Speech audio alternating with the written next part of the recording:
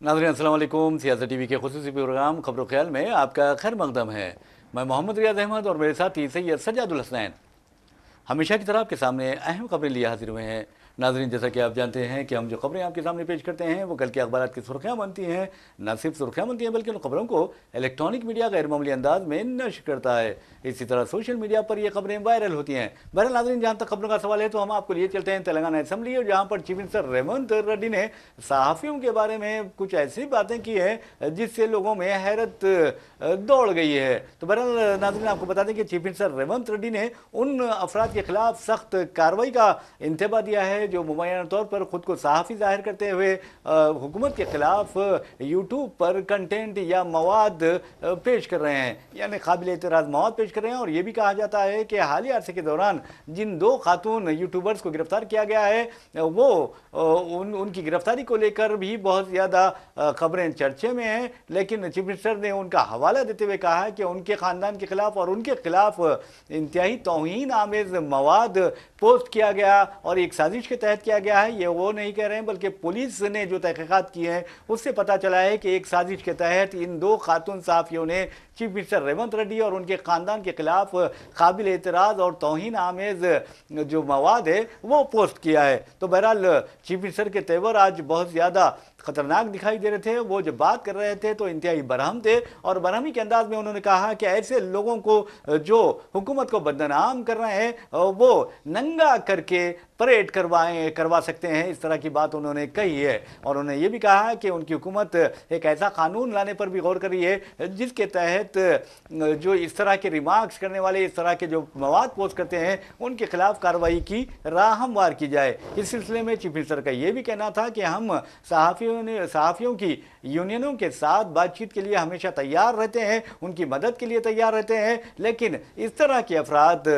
जो खुद को सहाफ़ी जाहिर करते हैं वो सहाफ़त को बदनाम कर रहे हैं। उन्होंने IT मिनिस्टर श्रीधर बाबू को मशवरा दिया कि वो सहाफ़ियों की यूनियनों से रब्त पैदा करें और मुसल्लिमा सहाफ़ी जो होते हैं, एक्रेडिटेड जो सहाफ़ी हैं, उनकी फहरिस्त तैयार करें। उसके बाद वो उन सहाफ़ियों के खिलाफ कार्रवाई करेंगे जो हुकूमत को बदनाम करने की कोशिश कर रहे हैं। तो बहरहाल नाज़रीन, अब ऐसा लगता है कि चीफ मिनिस्टर उन सहाफ़ियों को बर्दाश्त नहीं कर रहे हैं जो उनकी हुकूमत को बदनाम कर रहे हैं, उनके अच्छे कामों को नज़रअंदाज कर रहे हैं। जबकि आपने देखा कि किस तरह रेवंत रेड्डी हुकूमत ने इख्तिदार में आने के बाद अपने जो वादे थे उन वादों को पूरा करने की पूरी कोशिश कर रही है। तो बहरहाल हम चलते हैं सज्जाद साहब से और पूछते हैं, सज्जाद साहब, चीफ मिनिस्टर ने ये कहा है कि वो उनकी हुकूमत को बदनाम करने वालों को, उनको बदनाम करने वालों को, उनके ख़ानदान की तौहीन करने वालों को नंगा परेड करवाएंगे। तो ये इस बारे में आप क्या कहते हैं? देखिए, यकीनन देखिए, सहाफ़त हमेशा से एक मुक़द्दस पेशा रहा है, लेकिन हम देख रहे हैं कि जैसे जैसे वक्त गुज़रता जा रहा है, जैसे जैसे दुनिया कला में पहुँचती जा रही है, जैसे जैसे दुनिया आर्टिफिशियल इंटेलिजेंस की जो है मोहताज होती जा रही है, जैसे जैसे कंप्यूटर का ज़माना जो है खलाई ज़माने में मुंतकिल हो रहा है, अब इस वैसे जो है इंसान के अखलाक में भी बड़ी गिरावट देखी जा रही है। अब जैसा कि चीफ मिनिस्टर की बरहमी की एक बड़ी वजह उनका ये कहना था कि उनके फैमिली के अरकान के हवाले से जो है काबिल एतराज़ मवाद जो है इकट्ठा किया गया और उसको जो है यूट्यूब में अपलोड किया गया। तो यकीनन जिस तरह की सहाफ़त आज के दौर में जो है देखी जा रही है वो बहुत ही ज़्यादा जो है हम ये कह सकते हैं कि अफसोसनाक है, अलमनाक भी है, और पेशा सहाफ़त को बदनाम करने का भी ये सहाफ़त बायस बन रही है। अब जैसे देखिए, आप यूट्यूबर्स के हवाले से जिस तरह के हालात आज हो गए हैं मार्केट में, तो अब आलम ये हो गया है कि एक रियल सहाफ़ी, एक जो वाकई जो है एक क्वालिफाइड सहाफ़ी होता है, बड़े इदारों से वाबस्ता होता है, जो संजीदा सहाफ़त से वाबस्ता होता है, चाहे वो अखबार हो या फिर TV चैनल हो, वो लोग भी किसी के पास जाते हैं और वो ये कहते हैं कि हम सहाफ़ी हैं, तो उनको भी अब आलम यह हो गया है कि उनको भी जो है तहक़ीर की नज़रों से देखा जाने लगा है। बहुत अफसोस की बात है। जी जी, हज़ारों की तादाद में अब सहाफ़ी जो है पैदा हो गए हैं। ऐसे लोग ब्लैकमेलिंग कर रहे हैं साहब। बिल्कुल ऐसे लोग यूट्यूबर बन के आ गए हैं जिनके पास कोई तालीमी जो है सनद नहीं है, جی ہاں انگوٹھا چھاپ جو ہے لوگ اب آ گئے ہیں اس فیلڈ میں، جس کی وجہ سے صحافت جو ایک مقدس پیشہ تھا، ماضی میں صحافت کو ایک مقدس پیشہ سمجھا جاتا تھا، اور جس طریقے سے صحافیوں کی عزت اور جو ہے توقیر ہوتی تھی ان کی، جس طریقے سے ان کے ساتھ حکومتوں کا، افسروں کا، افسر شاہی کا جو رویہ ہوتا تھا، آج اس کا الٹ ہو گیا ہے سارا معاملہ۔ تو یقیناً دیکھیے چیف منسٹر نے جو کہا ہے کہ حقیقی صحافیوں کی ایک فہرست بنائی جائے گی، تو یہ قابل غور بات ہے کہ آج جس طرح کے حالات پیدا ہو گئے ہیں اور جس طرح سے جو ہے صحافتی برادری کو بدنام کرنے کا باعث یہ حالات ہو رہے ہیں، تو ایسی صورتحال میں یقیناً چیف منسٹر کا جو ہے یہ اقدام یقیناً ایک اچھے صحافی اور ایک برے صحافی، ایک جو ہے نامزد صحافی اور ایک حقیقی صحافی، اور ایک جو ہے کوالیفائڈ صحافی اور ایک جو ہے نان کوالیفائڈ صحافی، اور ایک جو ہے ایسے لوگوں کو جو نام نہاد ہیں، جو یوٹیوبر ہیں، نام نہاد یوٹیوبر ہیں، ان کے مطلب یہ کہ یہ جو ہم تو یہی چاہیں گے کہ حکومت ایک کرائیٹیریا بنائے جس میں جو ہے مختلف زمروں کے تحت مختلف افراد کو رکھا جائے اور اسی کے تحت جو ہے رعایتیں فراہم کی جائیں۔ تو بہرحال جو ہے بہت دکھ کی بات ہے کہ اس طرح کے جو ہے چند لوگوں کی وجہ سے جو ہے پوری پیشہ صحافت، پوری صحافتی برادری جو ہے بدنام ہو رہی ہے، اور صحافتی برادری کی جو ہے عزت و توقیر جو ہے پامال ہو رہی ہے، تو یہ بہت ہی افسوسناک بات ہے۔ برحال سجا صاحب، آپ نے جس انداز میں کہا کہ خود ساختہ جو صحافی ہیں، خود ساختہ صحافیوں کی نشانی ہوتی ہے کہ وہ اپنے آپ کو بہت زیادہ اہمیت دلانے کی کوشش کرتے ہیں، اور آپ دیکھیں گے کہ وہ بحیثیت بلیک میلر کام کر رہے ہیں، بلیک میل کی بیلنگ کرتے ہوئے اپنے یعنی الو سیدھا کر رہے ہیں، اپنے مفادات کی تکمیل کر رہے ہیں، اور اس طرح وہ پیشے صحافت کی بدنامی کا باعث بن رہے ہیں۔ اور اندازہ کیجئے کہ حالانکہ ان کے جو ویورز ہیں ان کی تعداد اچھی خاصی ہوتی ہے، اس کے باوجود بھی اگر یہ بلیک میلنگ کرتے ہیں، مقدس پیشے صحافت کو بدنام کرتے ہیں، تو ان کے خلاف تو کارروائی ہونی چاہیے۔ لیکن جہاں تک ان خاتون یوٹیوبرز کا سوال ہے، چیف منسٹر ریونت ریڈی کی حکومت نے انہیں گرفتار کیا ہے، یعنی پولیس نے دعویٰ کیا ہے کہ ان خواتین نے چیف منسٹر ریونت ریڈی کے ساتھ ساتھ ان کے ارکان خاندان کے خلاف توہین آمیز، انتہائی حد تک آمیز جو ہے مواد پوسٹ کیا ہے، اور یہ ایسے ہی نہیں کیا گیا بلکہ ایک سازش کے تحت کیا گیا ہے، پولیس کا دعویٰ ہے۔ اور پولیس کے دعوے کے مطابق انہیں تو گرفتار تو کیا گیا ہے، لیکن ایڈیٹرز گلڈ آف انڈیا نے ان گرفتاریوں کی مذمت کی ہے۔ ویسے بھی صحافیوں کی جو تنظیم ہوتی ہے، لازم ان کا فرض بنتا ہے کہ اگر حقیقی صحافیوں پر اگر دیکھا جائے، جو صحافی ہیں ان کے خلاف کوئی کارروائی کی جاتی ہے تو وہ آواز اٹھا سکتے ہیں۔ تو بہرحال ناظرین، جہاں تک ہماری خبروں کا سوال ہے تو ہم آپ کو بتا رہے تھے کہ کس طرح چیف منسٹر نے برہمی کا اظہار کیا ہے۔ ایک اور خبر کی جانب ہم آپ کو لیے چلتے ہیں، اور اس خبر کا تعلق تلنگانہ کے سداسیو پیٹ سے ہے۔ تلنگانہ کے سداسیو پیٹ کی رہنے والی ایک 26 سالہ تسلیمہ فاطمہ ہیں، جنہوں نے غیر معمولی کارنامہ انجام دیا ہے۔ جونیئر لیکچرر ریکروٹمنٹ کے جو ایگزامینیشنز ہوتے ہیں، اس میں انہوں نے ساری ریاست میں پہلا مقام حاصل کیا ہے۔ اور آپ کو یہی بتا دیں کہ تسلیمہ فاطمہ کوئی دولت مند خاندان سے تعلق نہیں رکھتی، ان کے والد کوئی IAS آفیسر نہیں ہے یا پھر کوئی ڈاکٹر انجینئر نہیں ہے، بلکہ ان کے والد سداسیو پیٹ کے میں سول سپلائز کا جو گودام ہے اس میں حمال کا کام کرتے ہیں۔ تو بہرحال ہم سلام کرتے ہیں ایس بابو کو اور ان کی بیٹی تسلیمہ فاطمہ کو کہ نامساعد معاشی حالات کے باوجود بھی ان لوگوں نے غیر معمولی تعلیمی مظاہرہ کیا ہے۔ تو سجا صاحب، آپ دیکھیں گے کہ یہ لڑکی اب فی الوقت جونیئر لیکچر کی حیثیت سے خدمات انجام دے گی، وہ بھی سداسیو پیٹ میں، یعنی اپنے علاقے میں ہی، اور زولوجی کی لیکچرر کی حیثیت سے وہ خدمات انجام دے گی اور اپنے کیریئر کا آغاز کرے گی۔ لیکن ان کی خاص بات یہ ہے تسلیمہ فاطمہ کی، انہوں نے SSC جو ہے وہ اردو میڈیم سے کیا تھا، پھر انٹرمیڈیٹ انگلش میڈیم سے کیا، پھر گریجویشن کیا، اور اس کے بعد PG یعنی MSc انہوں نے زولوجی عثمانیہ یونیورسٹی سے کیا ہے، اور اب ان کی خواہش ہے، ان کا خواب ہے کہ PhD کریں زولوجی سے اور پھر ایک پروفیسر کی حیثیت سے خدمات انجام دے۔ جی یقیناً دیکھیے بہت ہی مطلب ایک ہے، جب ہم اس طرح کی بچیوں کو دیکھتے ہیں جی تو بڑا حوصلہ ملتا ہے، بہت ہی زیادہ جو ہے معاشرے میں، خاص طور پہ جو ہے مسلم معاشرے میں اس طرح کی جو ہے بچیاں ایک تحریک دینے کا باعث بنتی ہیں۔ بہت بڑی بات، صحیح۔ دیکھیے ہمیشہ کہا گیا ہے، تاریخ گواہ ہے کہ جب بھی آج بھی رپورٹیں یہ آ رہی ہیں، آج بھی اسمبلی میں بلکہ پارلیمنٹ میں بھی جو ہے جب بحث ہوتی ہے نئی تعلیمی پالیسی کو لے کر جی جو جی بحث ہو رہی ہے، تو اس بحث میں مختلف حلقوں کے ارکان پارلیمان صاف طور پہ کہہ رہے ہیں کہ مسلمانوں میں جو ہے جی تعلیمی جو شرح ہے، شرح تعلیم، وہ بہت ہی زیادہ جو ہے بہت نیچے ہے۔ بہت افسوس ہوتا ہے آج اتنی بڑی آبادی ملک کی اور تعلیم کے میدان میں اتنے پچھڑے ہوئے ہے۔ بڑے تو افسوس کی دیکھیے بات اس ہے کے لیے ہم خود برابر کے ذمہ دار ہیں۔ جی ہاں بے ہم جو ہے نہ اس سلسلے میں ہم جو ہے تحریک پاتے ہیں، نہ اس سلسلے میں محنت کرنا چاہتے ہیں، نہ اس سلسلے میں کوئی شعور بیداری ہوتی ہے۔ دیکھیے بچوں کو بچپن سے ہی اگر آپ جو ہے تعلیم کے میدان کی طرف یا پھر اچھی تعلیم کی جی طرف جو ہے توجہ دلائیں تو پھر حالات بہتر ہوں گے، اور جو ہے اس طرح سے جو ہے بچے نکل کے آئیں گے۔ دیکھیے یہ بہت بڑی بات ہے کہ ایک چھوٹے سے گاؤں کی جو ہے ایک بچی حیدرآباد کی عثمانیہ یونیورسٹی تک پہنچتی ہے اور ایم ایس سی زوالوجی میں کرتی ہے، اور پھر وہ جو ہے کامیاب ہو کے آج لیکچرر کے عہدے پہ فائز ہوتی ہے، جونیئر لیکچرر کے، تو یہ قابل ستائش بات ہے۔ تو دیکھیے ہر زمانے میں کہا گیا ہے کہ جو ہے تعلیم ہی سب سے بڑی دولت ہے، اور تعلیم ہی انسان کو ترقی کی بنیادوں پہ لے جاتی ہے، اور تعلیم سب سے بڑا ہتھیار ہے، ہر زمانے میں کہا گیا ہے۔ جی جی دیکھیے ہم بھی جب جو ہے تعلیم مطلب ہے کہ جب ہم اسٹوڈنٹ ہوا کرتے تھے تو اس وقت پہ جو ہے اساتذہ کہتے تھے کہ ڈاکٹر بی آر امبیڈکر کی مثال دیتے تھے کہ ڈاکٹر بی آر امبیڈکر اتنے بڑے عہدے تک کیسے پہنچے۔ آج ان کو بابا جو ہے بیمار جمہوریت دستور کیوں دیا کہا جاتا ہے، جو ہے معمار و جمہوریت کے کیوں ہیں؟ ان کا جو ہے آئین کی تیاری میں ان کے رول کا کتنا بڑا جو ہے یوگدان ہے۔ تو آپ اگر ان کی زندگی کو دیکھیں گے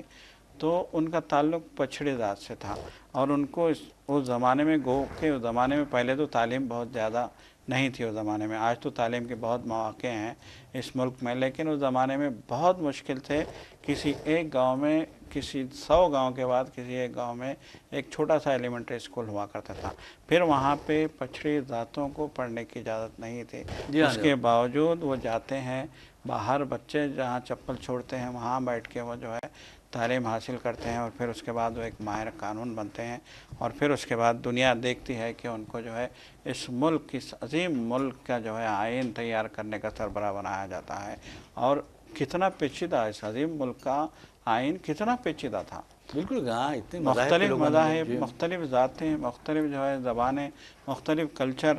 مختلف ثقافتیں، ہر ایریے کی الگ الگ قبائل کا الگ مسئلہ، اور جو ہے شیڈول ٹرائبس کا الگ مسئلہ، شیڈول کاسٹ کا الگ مسئلہ، ذاتوں کا الگ مسئلہ، مسلمانوں کا الگ مسئلہ، کرسچنوں کا، سارے مسائل کو سامنے رکھ کے، ساری ذاتوں کو سامنے رکھ کے، ساری ضرورتوں کو سامنے رکھ کے جس طرح کا آئین تیار کیا گیا، آج بھی دنیا آشش کرتی ہے اس آئین کو دیکھ کے، جس طرح کا دستور بنایا گیا۔ جی جی لوگ کہتے ہیں،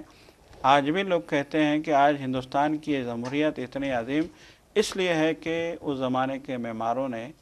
بابا صاحب امبیڈکر کی قیادت میں ایک بہترین آئین جو ہے تیار کیا تھا۔ تو یہ تعلیم کا کمال تھا۔ بالکل آپ نے صحیح دیکھیے کہا ہے جی تعلیم، ڈاکٹر ہم جو ہے اے پی جے عبدالکلام کی مثال دیتے جی ہیں، جی ان کی تاریخ آپ پڑھیے، ان کی زندگی کو آپ دیکھیے، اخبارات ڈالا کرتے تھے جی گھر پہ وہ بالکل، جو کتنی مشکل سے انہوں نے جو ہے تعلیم حاصل کی، اور محض تعلیم کی بنیاد پہ آ کر ان کو کتنا بڑا مقام ملا۔ دیکھیے آج آپ کو ڈاکٹر بننا ہے، IAS افسر بننا ہے، آپ کو جو ہے وکیل بننا ہے، جو بھی بننا ہے، تو آپ کو سخت محنت کر کے تعلیم کی جو ہے کتابوں کو بہت مضبوطی سے تھامنا ہوگا۔ یہ اگر ہماری قوم تعلیم کی طرف آج متوجہ ہو جائے گی تو کل کا دن ہمارا ہوگا۔ بالکل آپ نے صحیح کہا۔ بہرحال ناظرین آپ کو بتا دوں کہ جہاں تک سجاد صاحب نے کہا ہے کہ تعلیم ہتھیار ہے، تعلیم میں آپ دیکھیں گے کہ انسان کو آگے بڑھانے والا ایک ذریعہ ہے، تو یقین مانیے جو اقوام تعلیم یافتہ ہوتی ہیں تو ان کا کوئی مقابلہ نہیں کر سکتا، اور دنیا کی امامت کرتے ہیں وہ۔ تو بہرحال مسلمان جب تک تعلیم ان کے پاس رہی، اور آپ دیکھیں گے کہ جس انداز میں مسلمانوں نے زندگی کے شعبوں میں اہم کردار ادا کیا، نمایاں کردار ادا کیا، چاہے وہ ایجادات ہو، چاہے زندگی کا کوئی بھی شعبہ کیوں نہ ہو، چاہے پیچھے طب ہو، چاہے علم نجوم ہو، یا پھر آپ دیکھیں گے یعنی علم فلکیات ہو، یا پھر آپ دیکھیں کہ کس طرح مسلمان سائنسدانوں نے انسانیت پر احسانات کیے۔ لیکن جب تعلیم ان سے دور ہو گئی، اصل میں کیا ہوتا ہے، مسلمان جب قرآن اور سنت سے دور ہوتا ہے، پیارے نبی صلی اللہ علیہ وسلم کی سنت سے دور ہوتا ہے، تو پھر سمجھیے کہ وہ ہر چیز سے دور ہو جاتا ہے۔ یہی وجہ تھی کہ قرآن اور سنت سے دور ہونے کے بعد مسلمان در در بھٹک رہا ہے۔ اور آپ کو بتا دوں کہ غیر مسلم بھائی یہ کہتے ہیں کہ آپ کے پاس कुरान है, आपके पास प्यारे नबी सल्लल्लाहु अलैहि वसल्लम की सुन्नत है और आपके पास इतना अच्छा दीन है, उसके बावजूद आप लोग तालीम याफ्ता नहीं है। इसके सिलसिले में आपको बता दें कि किस तरह हमारे मुल्क के एक मशहूर मारूफ यानी एडवोकेट हैं, वो एडवोकेट थे, उनका तो देहांत हो चुका है, तो उन्होंने जिस अंदाज में कहा था कि किस तरह मुसलमान गैर तालीम याफ्ता हो गए, बिना तालीम के रह गए हैं, हालांकि मुसलमानों के कुरान मजीद की जो आयत पहली उतरी थी, नाजिल हुई थी प्यारे नबी सल्लल्लाहु अलैहि वसल्लम पर, मुसलमानों के प्रॉफिट सल्लल्लाहु अलैहि वसल्लम पर, वो इल्म से मुतालिक थी। तो आप अंदाज़ा कीजिए कि कैसे हम कुरान से दूर हुए, कैसे हम प्यारे नबी सल्लल्लाहु अलैहि वसल्लम की सुन्नत से दूर हुए और उसके बाद अब तालीम से दूर हो गए, और तालीम से दूर होने के बाद हमारा क्या हाल हो गया है, माशी पसमानदगी का हम शिकार है, तालीमी पसमानदगी का हम शिकार है, मुलाजिमतों में हमारा जो औसत होना चाहिए था, फ़ीसद होना चाहिए था, वो बिल्कुल सिफर के करीब जा रहा है। तो ये चीज़ें हमारे लिए लम्हे फ़िक्रिया है और इस पर हमें गौर करने की ज़रूरत है। बहरहाल नाज़रीन, हम आपको लिए चलते हैं अलीगढ़। अलीगढ़ हिंदुस्तान का एक तारीखी शहर है और तारीखी शहर की वजह यह भी है कि वहाँ दुनिया की सबसे बावखार यूनिवर्सिटी समझे जाने वाली अलीगढ़ मुस्लिम यूनिवर्सिटी अपने वजूद का एहसास दिलाती रहती है। लेकिन अलीगढ़ मुस्लिम यूनिवर्सिटी के इस शहर में आपको बता दूं कि कल एक रात दर्दनाक वाक़या पेश आया, जिसमें सहरी के दौरान एक 25 साल नौजवान हारिस का कत्ल कर दिया गया। बताया जाता है कि हारिस क्रिकेट खेलने के बाद अपने घर वापस हो रहा था और घर के बाहर ठहरा था कि वहाँ कुछ यानी मोटरसाइकिल सवार कातिल पहुंचे और हारिस और उसके दोस्त पर गोलियां चला दी। उसका दोस्त तो बच गया, लेकिन हारिस गोली लगते ही ज़मीन पर गिर पड़ा और उसके बाद हारिस पर अंधाधुंध फायरिंग की गई, और यानी गिरने के बावजूद भी, और उस वक्त तक फायरिंग की गई जब तक हारिस वहाँ पर